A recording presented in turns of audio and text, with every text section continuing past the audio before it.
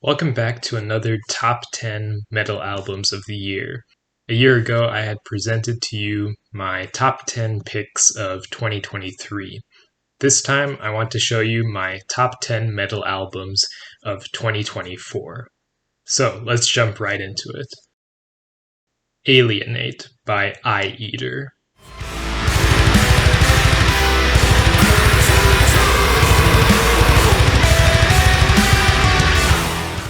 This is a relatively unknown band formed by an anonymous one-man artist. They play dissonant death metal style and come from New Zealand. Now, if that sounds familiar to you, you're probably thinking of Ulcerate, who also released a pretty impressive album this year. However, this album is from a band called Eater, and it's their debut album, and it actually impressed me even more than Ulcerate's album this year. So, in terms of style, they're pretty similar, mixing dissonant death metal with progressive melodies. There are a lot of long progressive passages on this album. And while I'm not a big fan of progressive metal or progressive rock, because I think that they tend to meander more than really impress, Eater here really do a good job with setting this, with creating this enthralling, immersive atmosphere with enticing melodies, but also giving you that unnerving feeling that one loves from dissonant death metal. There are also slower sections, and combined with the deep guttural vocals, it feels like there's a lot of death doom influence as well. But overall, the real beauty lies in these off-kilter melodies that give you this uneasy but satisfying feeling if you're a fan of that style. And also, they don't waste your time. It's only 36 minutes long, the album, and each song is also not that long, between 2 and 6 minutes only.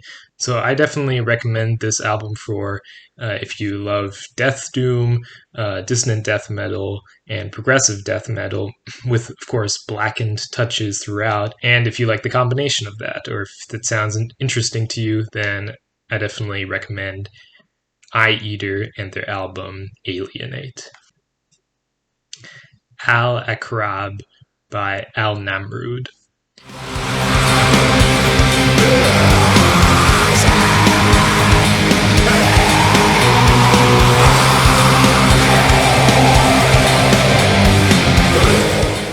So I hope I pronounced it correctly. I'm not fluent in Arabic, but this band here is a band from Saudi Arabia, and that fact in of itself is already more metal than a lot of bands you find these days.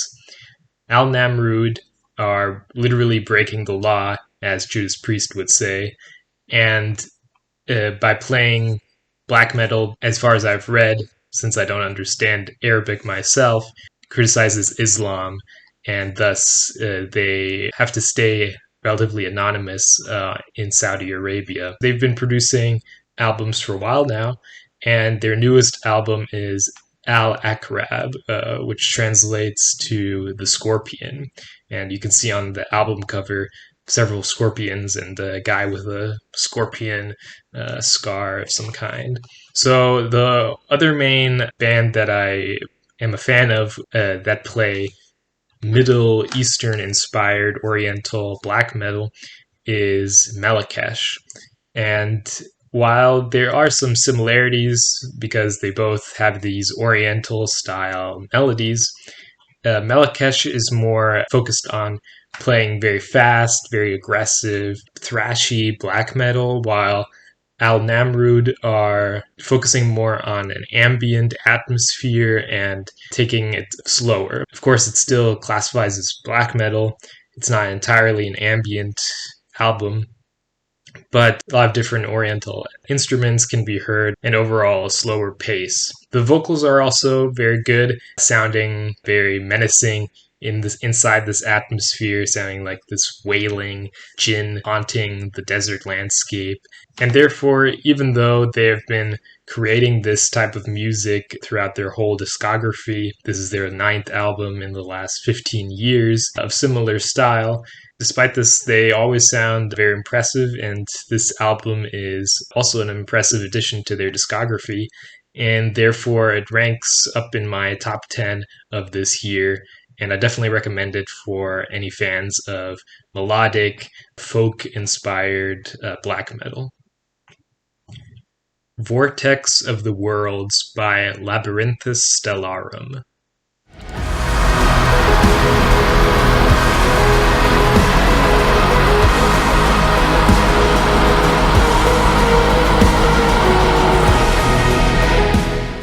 So this album, as far as I can tell, has gotten a significant amount of attention this year among the broader metal community, and for good reason. It's definitely one of the best melodic black metal albums, atmospheric black metal albums this year. So what sets it apart are a feature that in other bands would be seen as a criticism, which is artificial programmed drums.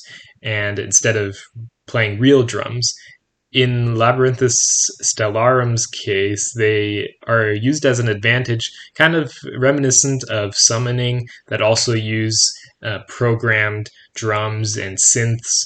But this is an advantage because it somehow adds to the atmosphere in a way that wouldn't perhaps work with real instruments. And in this case, they have these synth drum melodies that create this soothing, very mesmerizing beat in the background, which functions as a foundation for then the guitar melodies and the tremolo picking, and it all converges into a very dense but very pleasing on the ears atmosphere, combined with the classic black metal raspy vocals.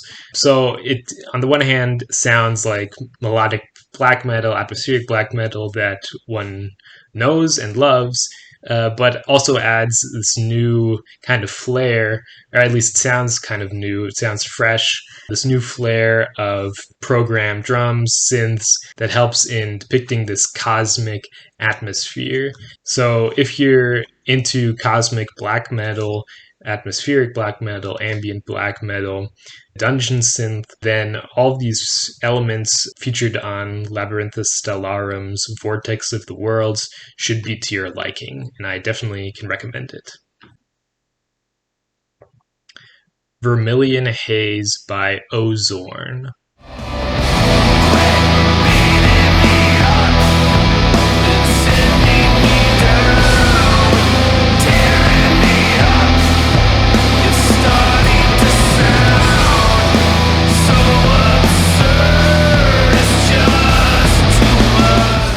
Now, the term Zorn is a term used in Watership Down, the classic adventure novel about rabbits by Richard Adams. It means a cry of lamentation, and that's very fitting to the style here of the band Zorn, because one of the main highlights of this album and of the band in general is the vocalist, and his vocals are very heart-wrenching, very palpable. They are a cry of lamentation, and they really add a lot of emotion to the rest of the music. Now, the rest of the music is in the style of stoner metal, slightly leaning into sludge metal, but I've also seen some people refer to this album as sludge light.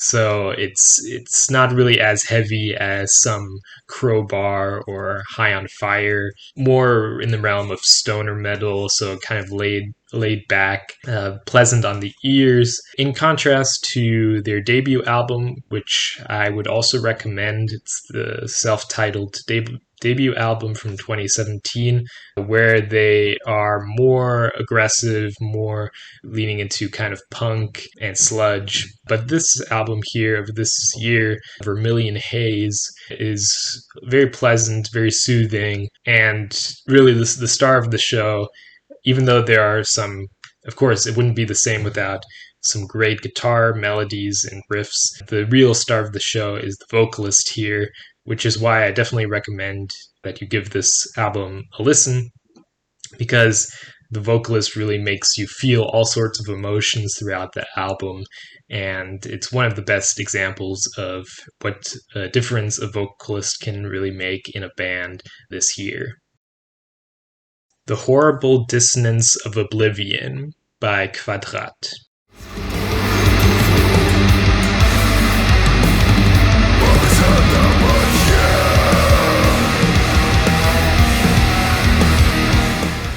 So that's a heck of an album title, The Horrible Dissonance of Oblivion. You can't get any more Lovecraftian sounding than that. This album is similar to Ulcerate, similar to Eye Eater, which I've mentioned, in that they employ this dissonant black and death metal style. Also similar to Eye Eater is that Kvadrat is a one-man project. This time, though, not hailing from New Zealand, but I believe from Greece. And comparing the two albums, again, they're very similar, and it's kind of hard to choose for me which I prefer, to be honest. But I do think I slightly prefer Kvadrat's approach. Maybe it's that their atmosphere isn't so full of these progressive melodies that Eye Eater have. I mean, if you're a fan of progressive melodies, then maybe you would prefer Eye Eater. But since I'm not that much of a fan of progressive melodies and more a fan of the like unnerving atmosphere and ambience, I lean more towards Kvadrat. And I believe that they do a very good job of giving you this sinister atmosphere. The lyrics are not in English, they're in Greek, but that kind of even adds more to the mysticism for me and really contributes to this claustrophobic underworld feeling that I get when I listen to the album. So if you're a fan of bands like Ulcerate, Deathspell, Omega, then I can definitely recommend Kvadrat and their album, The Horrible Dissonance of Oblivion. Back in the Hole by Toadliquor.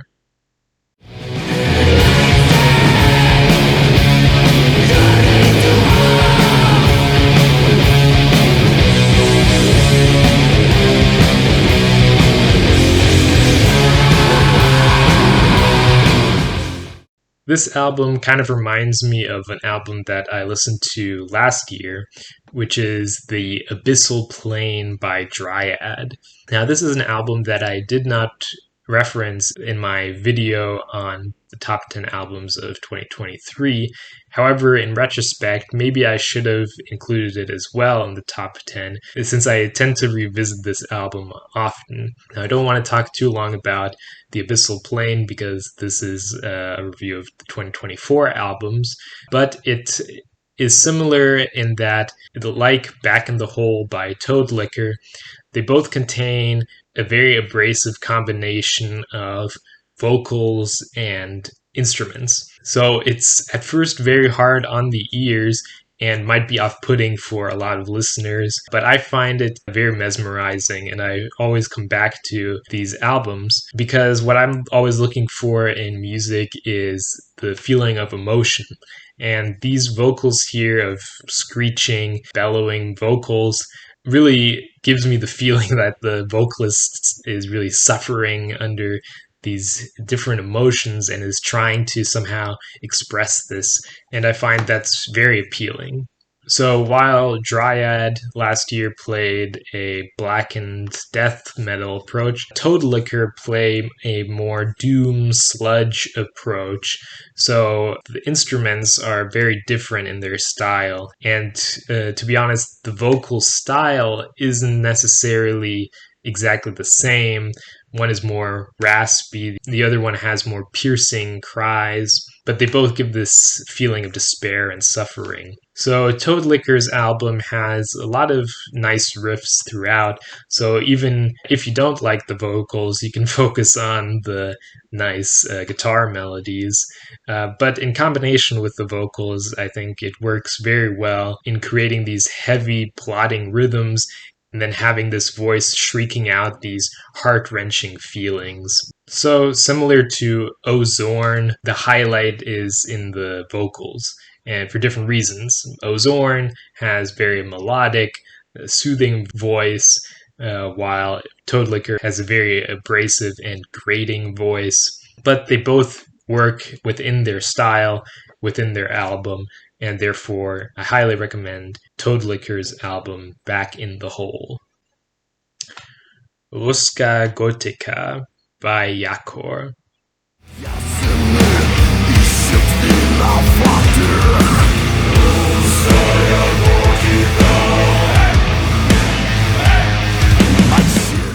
So the title of this album translates to Russian Gothic, and Yakor are a Russian band. Now, putting the current politics aside, I would just want to focus on the music here. And this music definitely reminds me of another band, a Finnish band that also sing in Russian, or used to sing in Russian.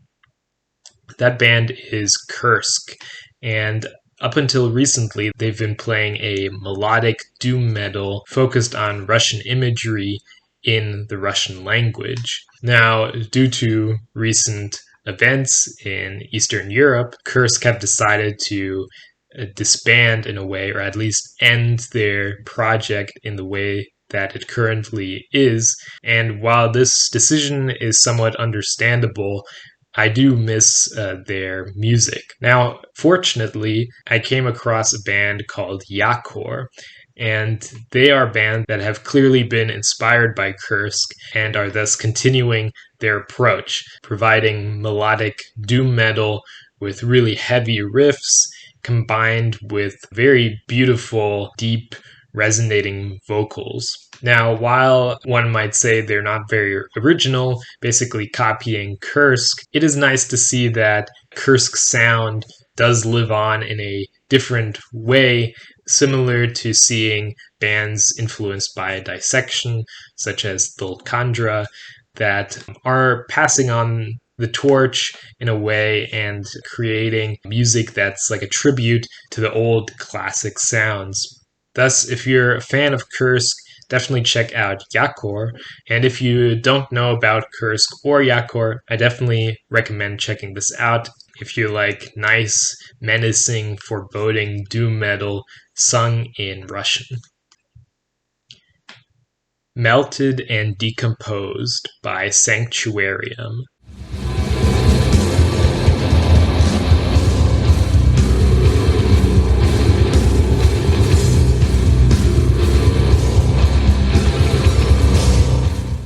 Now, as this album and the cover art suggests, Melted and Decomposed, this album is in the style of death doom. Not the melodic death doom that you may associate with bands like early Catatonia.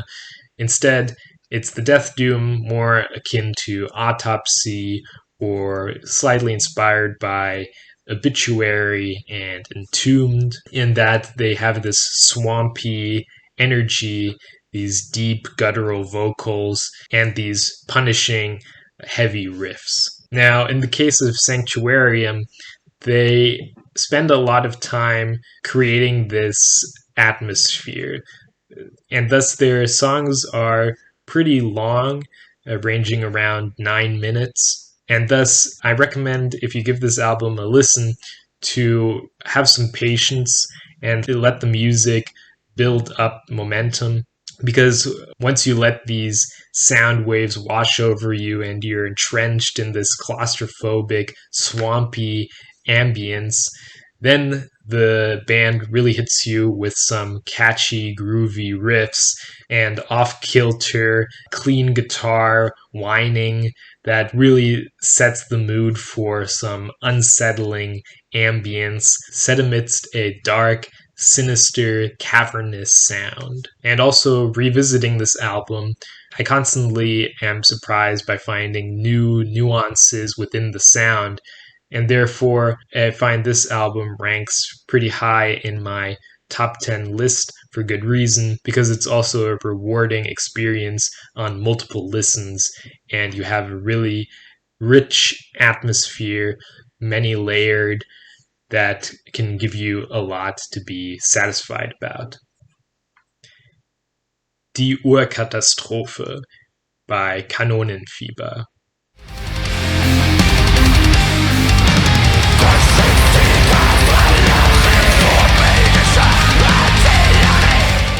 Now, as you may have recognized from the cover art, this album focuses on World War I, and it's mainly told from the perspective of soldiers, mainly German soldiers. Die Urkatastrophe is now their second album, and I think it improves on their first album. It combines the chilling, horrific stories of people entrenched in mud and slaughtering each other, but it is also pleasing to listen to from a musical perspective, as there are plenty of melodic black metal riffs and catchy choruses that gives this album a lot of momentum. As the lyrics are in German, not every listener will be able to fully appreciate the lyrics here, but I hope that you go out and translate them yourself using just Google Translate to read and appreciate the different aspects of war that Kanonenfieber cover here, from the naive dreams of fighting for glory to the horrible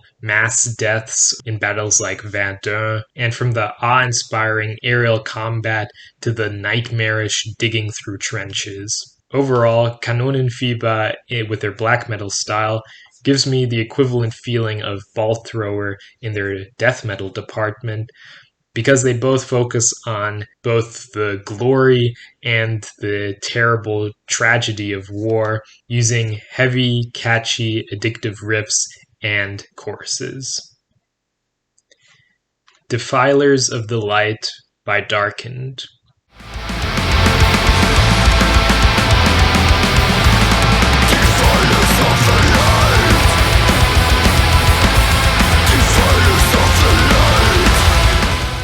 Now I'll just jump right to it and say that Darkened are the best modern death metal band around right now. At least for me, they present everything in death metal that I could ask for. They combine the satisfying buzzsaw guitar sound of bands like Dismember and Entombed of Sweden with the chugging, captivating energy of bands like Vault Thrower and Memoriam, while also sprinkling in melodic touches. Throughout the album, they vary between savage heaviness and delicate harmony, even including purely instrumental interludes that set a pleasant atmosphere to contrast with the heavier moments in other songs. Throughout, there are also very catchy choruses that really make you want to sing along with the deep guttural vocals.